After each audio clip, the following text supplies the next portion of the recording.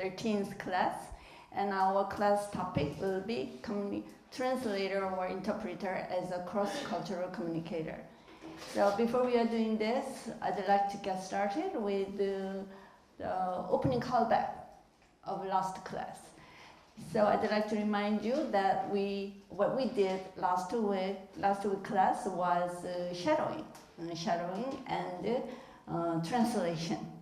So actually, what is the purpose of doing the shadowing practice? It's simple, just to build up your speed for interpreting and translation, particularly interpreting. So actually, last class, I found that some students were doing pretty good, while others are still struggling to do that. So I'd like to tell you, even if you are a little bit struggling in shadowing and translation, then shadowing or translation, you don't have to feel embarrassed. That's a matter of course for you to be struggling with the shadowing and translation. Why? Because you didn't have time to practice. The one advantage of practicing the shadowing and translation is the more practice you do, the better. The better you are able to do that, so you don't have to feel depressed. So today we will continue with our shadowing and translation, and then we will follow the same method as we did last class. So I will appoint each of the students at random, then you will just shadow or translate. So you don't have to be stressful, it's a game. If you think that you cannot do that, don't be stressful, just pass. Just pass, I wouldn't mind, nobody would mind. Why? This is a matter of practicing, and so let's take it as a kind of a sports game. So if you do not do that, tomorrow is another day. You can practice and you can improve.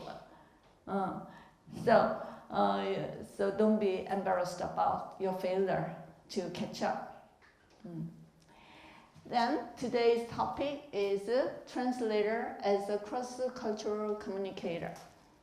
So far we have been talking about what is interpreter, what is the translator. Actually, their job is to bridge the language gap. There is a language gap that divides from Korea to the British or Americans, and there is a language gap. For example, the Korean is synthetically different from English. For example, the basic synthetic form of English is SOV.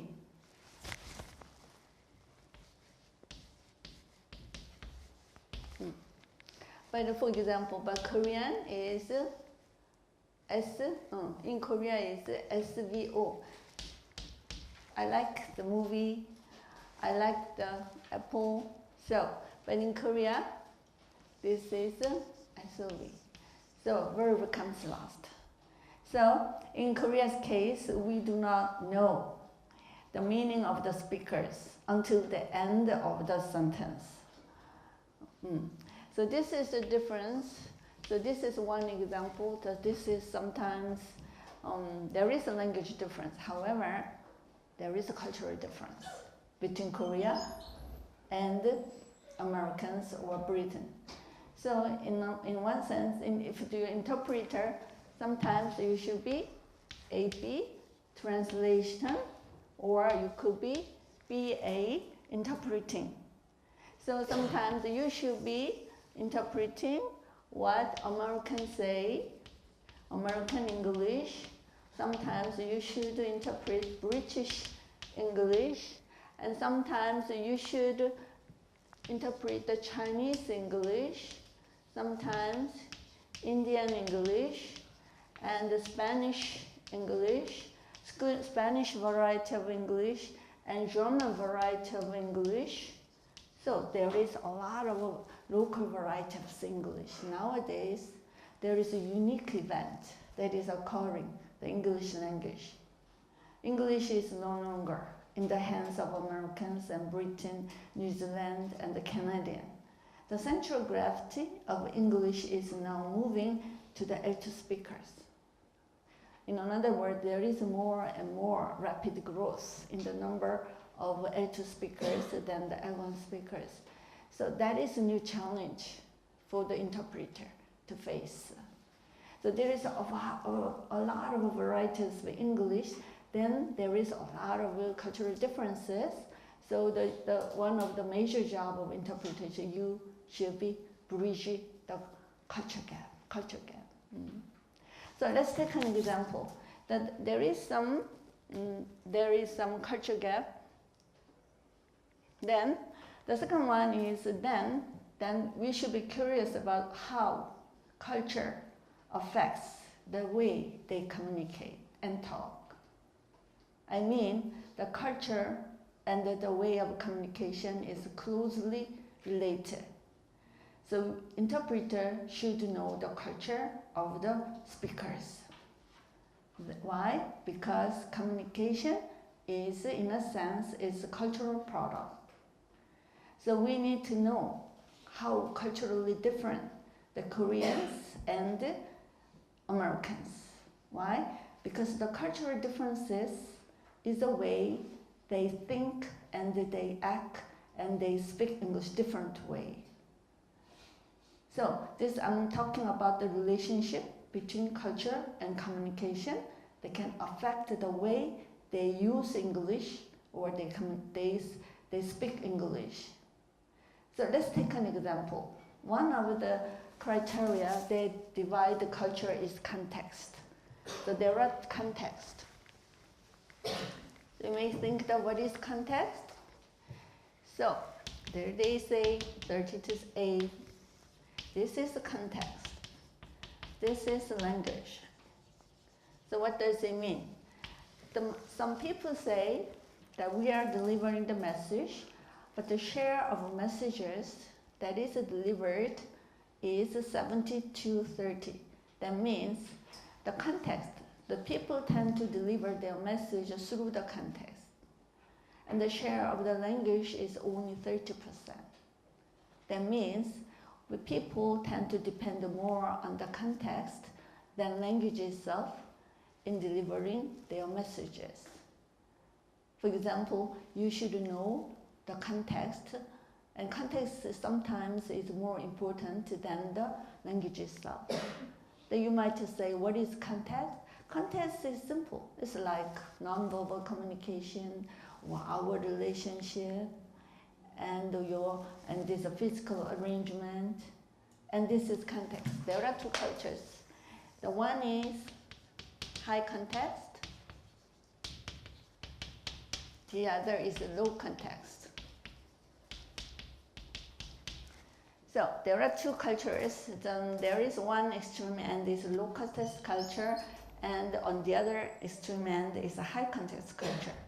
So high context culture means they depend more on the context in delivering their messages. For example, the Japanese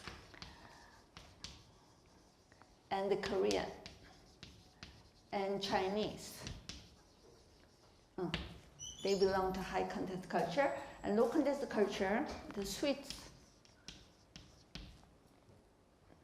and the USA and German, they are low context culture people. And then you might be curious about how about British? United States belong to the low context, how about the Brit? Curiously, British people belong to the high context culture. And also curious, the French people, they belong to the high context culture. So then you might be curious, what is low context? What is the way of communication? How different the way they communicate. If they belong to the low context culture, they tend to be explicit.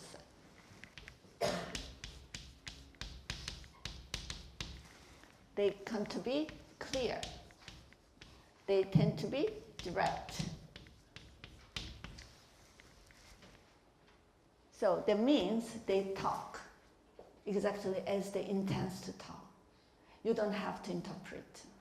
So that's why it's easy for us to talk to German, because we don't have to interpret it. When German says, that's what it means. But how about the Brit and high context culture, Korean and British Korean? And the culture affects the way they communicate and the language. Then how their use of language? Their use of language for the people who belong to the high context culture, they tend to be implicit. They tend to be diplomatic. And they tend to be indirect. So even it is interesting to find even the British people and American people, even though they are using the same language as a mother tongue English, their culture is different. So that's why the Irish author, the Bernard Shaw, said United States and Britain are two different nations divided by the common language. So today we are going to see the difference between British style of communication and the American style of communication. I chose two speakers who represent British style of communication. His name is Ken Robinson.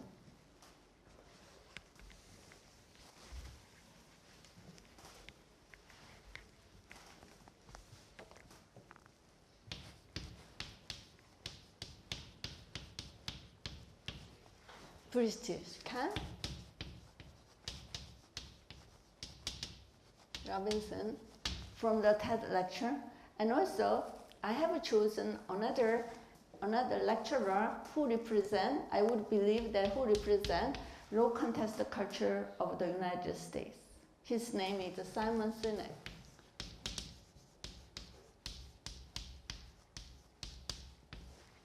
So he spoke in the TED conference, How Great Leaders Inspire Action.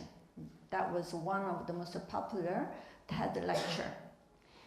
On the other hand, the Ken Robinson, he's a British professor. Then the title of his lecture is School Kills Creativity. So we are going to find how the two speakers have different communication style.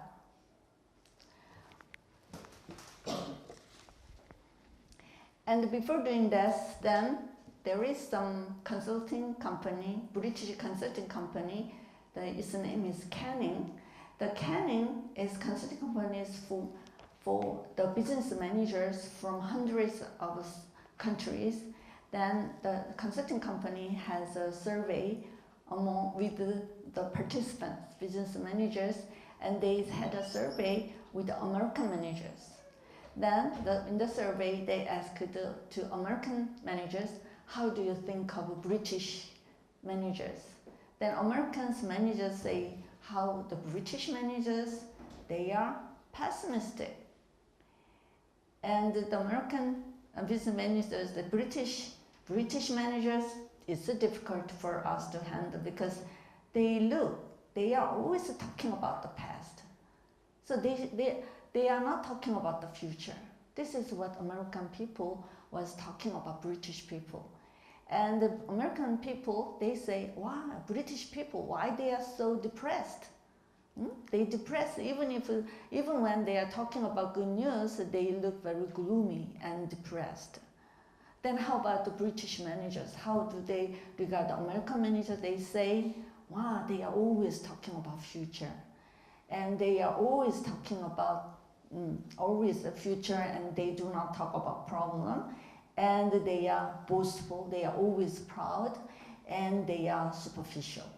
This is what the British people think about the American people. So we can see how cultural differences can lead to the differences in the way they communicate. And also, in the and their style of communication is different. For example, there are two types of communication. One is persuade. The other is inform. So if you put it, the communication purpose on the scale, on the persuade end of this scale, there comes Americans, the United States. And if the inform end of communication style, there comes German. And the persuasive, the British people also belong to, they tend to be try to be persuasive. So what is the persuasive style of communication? They usually present the central message at the beginning of the speech, at the beginning of a presentation. They start the topic up front. They don't wait until the end of the lecture. They just present it right away. This is American way. This is the British way of presenting. Then they present central message. Then all the talk that follow is just ideas and facts and stories that support the central idea. So let's take an example. Then this is the way that Simon Sinek followed. He presents central idea at the beginning. And how about inform? If the purpose of the lecture is to inform the audience, they just present a detailed situation of facts and data, and they do not provide conclusion. They just present a picture. They just present information. They just present all the stories. Then they do not give the conclusion. And they let the audience draw a conclusion. This is an informative style of communication. The German, this is German style. That's why the German people, they think the American style of presentation is a little bit too upfront, too straight away. How about French people? The French people is rhetoric. The French people, they like argument. And French children, they are learning in the school, don't jump into the conclusion at the beginning of your presentation. Just wait until the end, just step by step. You just talk and you just prepare the logic and just lead to the conclusion step by step. This is the French style of a presentation. So there's a difference. Sometimes you must interpret for the French people. Then just remember that's a French style of a presentation. They just present the story and logic, and they present the overall picture through the data and the information. Then they do not, then that they want the audience to make a conclusion. But how about American style? They just jump, they just start the conclusion from the beginning. So this is two different styles. So let's take an example. Then first of all, how the British Ken Robinson, he is a British professor, then he belongs to high context culture.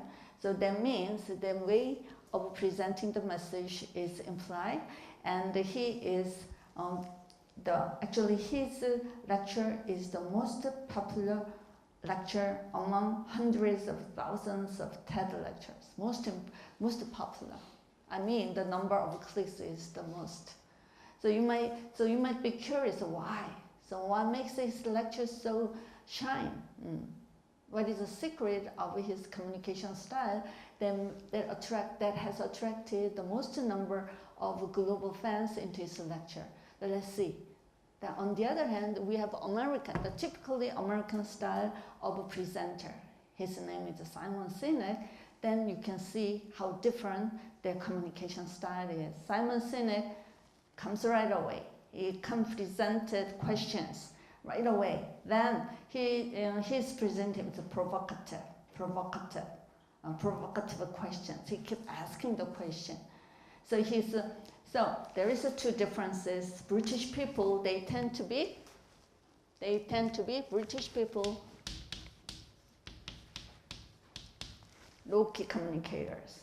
They tend to be calm, they can be controlled, they can be moderate, and they don't push their own ideas, and they're just talking and softly, and this is the British way of communication. What about American style? American style is upbeat. This is the survey result of the Canning Consult that the global business managers, they tend to regard American managers, they tend to be upbeat. What is upbeat? Americans, they like the confidence and passion, enthusiasm. So their persuasive power is based on emotional appeal. But the American way of persuasion means would not come naturally to British audiences. British audience, they do not like such American style, upbeat, and they are superficial. The British, they criticize American style. They are very superficial and boastful, and they are always talking about future. They don't analyze the past. They don't analyze the problem. So the British tend to be critical of American way of communication. So there is a lot of differences. Then the example, we can see the way that the way they communicate. They make a lecture between two speakers. The Simon Sinek, he represents American style of communication. Remember, he's upbeat, he's confident, he's enthusiastic, and he is trying to persist. Actually, the American leadership is mostly about the persuasive power.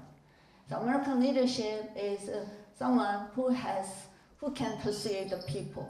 That is American leadership. So let's see how the Simon Sinek, who represents the American style of communication, how he make an impact by being upbeat and confident and passionate and enthusiastic. Let's see this example. Simon Sinek.